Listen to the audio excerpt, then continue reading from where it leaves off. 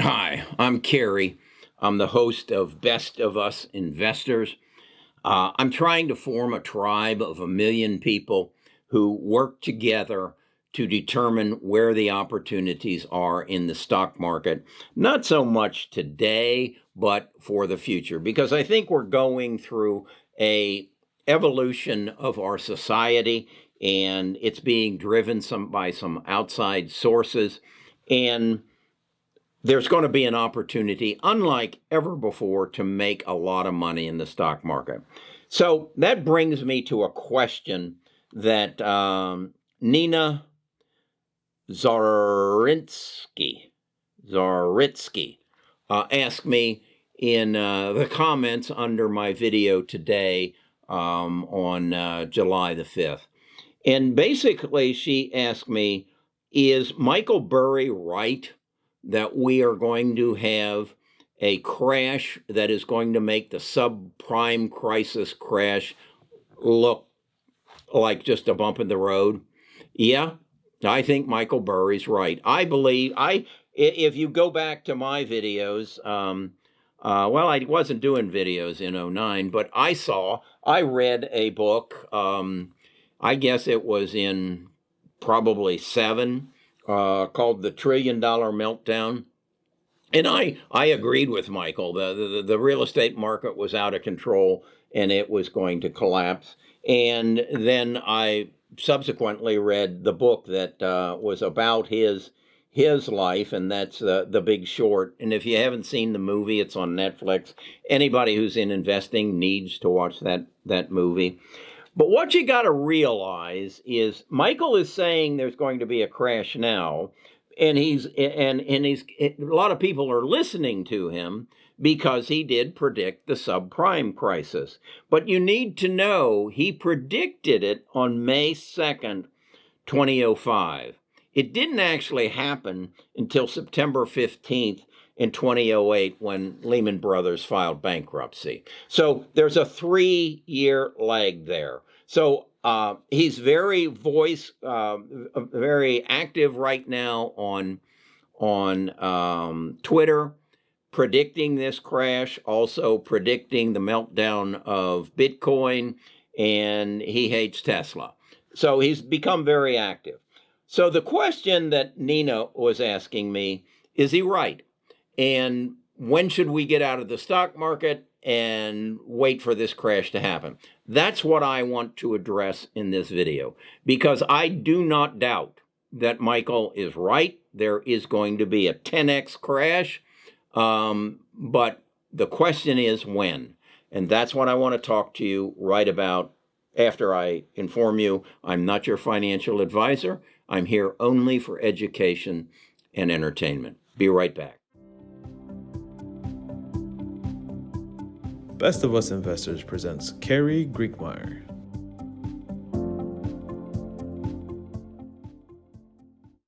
So let's bring us up to today and Michael's most recent tweets.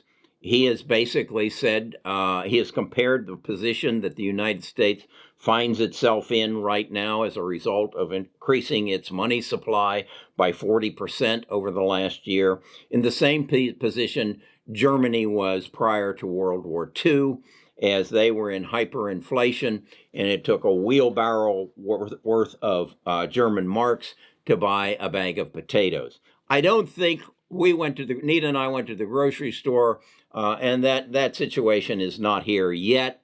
But that's the comparison he's making. Are we in hyperinflation? Not yet, but we're getting close to it. And why? It's because our government has been printing a lot of money. I think I see things in graphics. So I want you to look at this chart that I created. And what it is a map from back in the early, probably in the 40s, in our money supply. And you can see it just kind of hovered around as we found more gold. We were on the gold standard. But in the 70s, Richard Nixon took us off the gold standard, and said, we can print more money and we don't have to have it backed by gold. And he did that because we were involved in Vietnam and we needed that money to finance Vietnam. And it just kept climbing until we got ourselves in the dot-com bubble. That was around 2000, 2001. And we started printing more money. And then Michael's prediction came through in the housing bubble, and that was in 2009. And then we just wound those presses up. At this point in 2009, we had gone from in 2000 from a debt of 4 trillion to a debt in 2008 of 8 trillion. And by the time we got to March of 2020, we were up to 20 trillion, $12 trillion in roughly 12 years, $1 trillion a year. So then we, in order to react to the pandemic, we printed another $8 trillion in 2020 up till today. So we're at 28 trillion. So that's what Michael's talking about. This is hyperinflation. This is a money supply. While, yeah, we're producing more goods, but we've far surpassed our ratio for money supply to GDP. So is that all a bad thing? Yeah, it could be, except you have to ask the question, where did that money go? Where did it go, particularly in the last 15 months? Where did that $8 trillion go? Remember, in 2020, we only had a debt of 4 trillion, but now we're at 28 trillion. Okay, where'd it go? Well, you can look at this chart and you can see where it went. This is a chart of the history of the S&P 500. And you can see we just hovered along, cooking real well until we got off the gold standard. And then the market started to climb. Why? Because there was an abundance of money. There was liquidity. And that money, if you don't need it to buy groceries and gasoline and pay for your heat, and you invest it. And you look for the best place to invest it. And again, looking at the S&P 500, you can see that for the most part, we decided the best place to invest it was in growth stocks, and they went up. And you see the dot-com bubble dip in 2000, and then you see the subprime crisis dip in 2009. But nonetheless, it then started to climb. And then you see the dip in 2000 or 2020 with the subprime crisis. And then what happened? It climbed right back up. So Michael's point is that somewhere it's going to stop. And somewhere the money supply has to stop, and we have to come back to reality. And this money has to be paid back.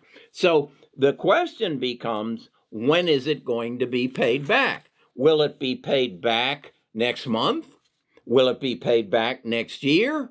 Will it be paid back 3 years from now?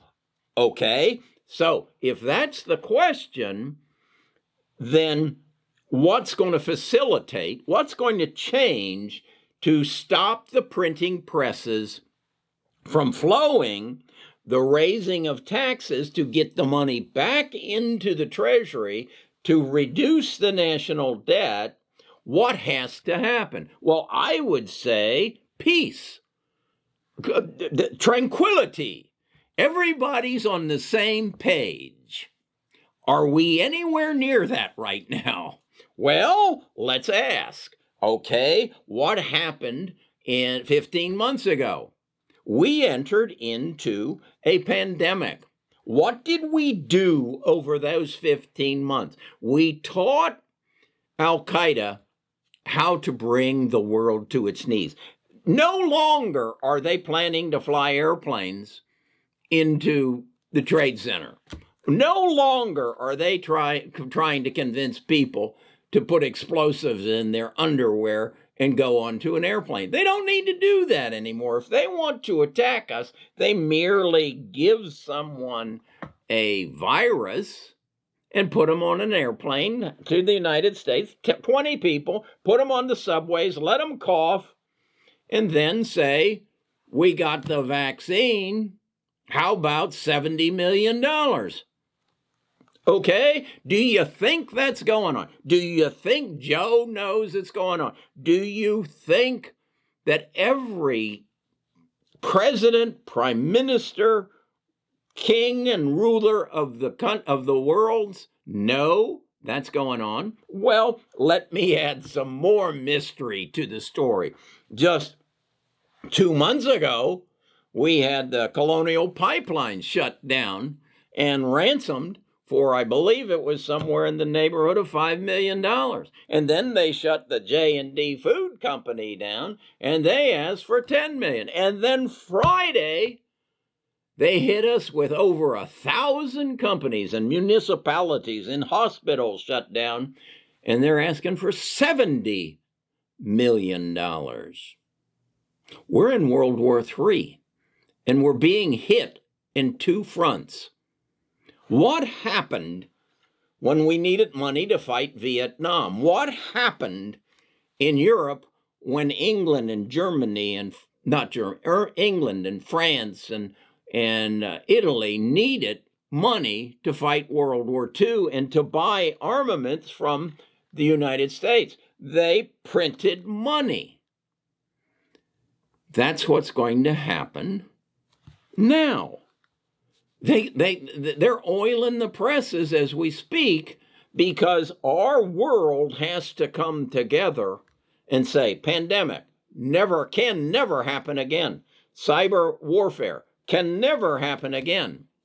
We've got to unite, we've got to come together, and we've got to spend whatever it takes to make sure it doesn't happen again. So is Michael right? Yes. Is it going to happen this week? No. Is it going to happen next month? No. Next year? No. 3 years from now? I don't know.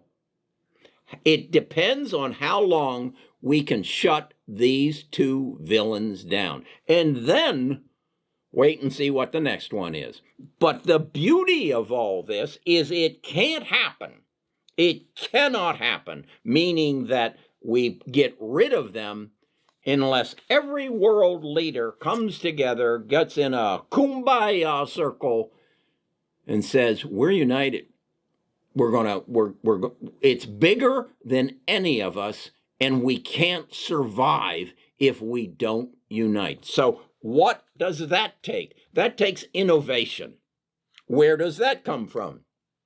Right now, it's going to come from some companies that are leading the biotech world and say, we can develop a vaccine, and we have already asked our pharmaceutical companies to fill the closets full of vaccines that can work no matter what they deliver to us. We're already spending that money, but right now they're talking about how much do we have to spend to make sure that what just happened Friday doesn't happen again? And it will happen again, and more money will be spent to make sure we can stop it.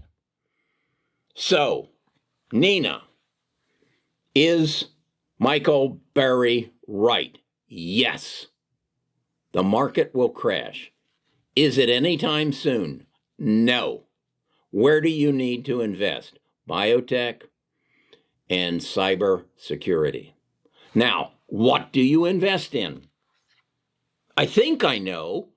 I've been doing real well in biotech because I've learned a lot by reading and interchanging with my tribe. My tribe is a group of people, 12,000 people over at our Discord, that exchange ideas, that analyze stocks.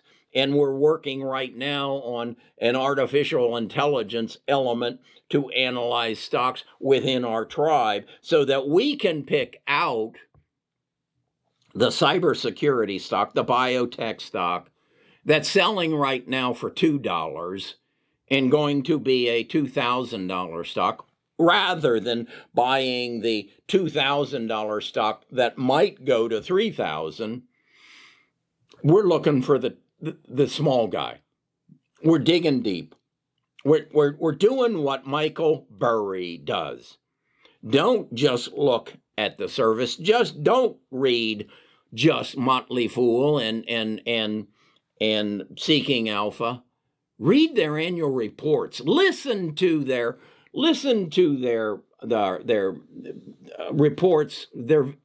Get interviews with their CEOs and figure out who's got this figured out and who you want to put your money with. This is not a bet. This is a calculated investment. And again, who's the biggest cybersecurity company in the world? It's Amazon.com. The Amazon. They have more money spent on protecting Amazon Web Services than anybody else. Does Microsoft? Yes. Does Apple? Yes. But we just learned that there are thousands and thousands of companies around the world that are using software. I would ask you, when you get on your laptop and go down to Starbucks and buy a cup of coffee, is your computer protected?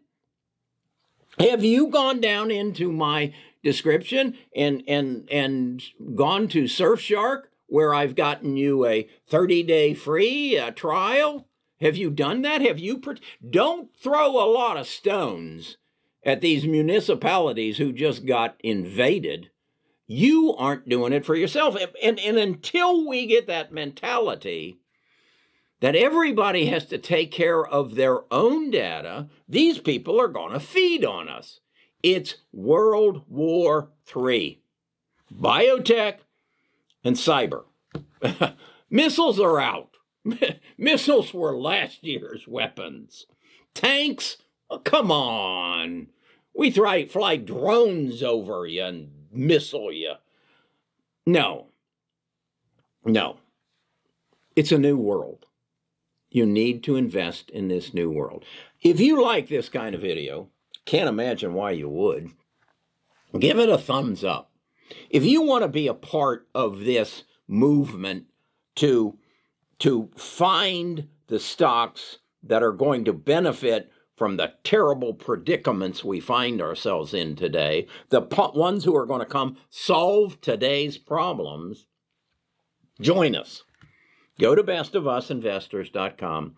Give me your name and your email address, and I'll send you an invitation to our Discord. And then if you want to share in the immediate information of what I'm buying, what my tribe is buying, you just pay us $10 a month, and we'll do the research for you. I'll get on the airplanes and go sit down with the hedge fund managers and the CEOs, and we'll work together.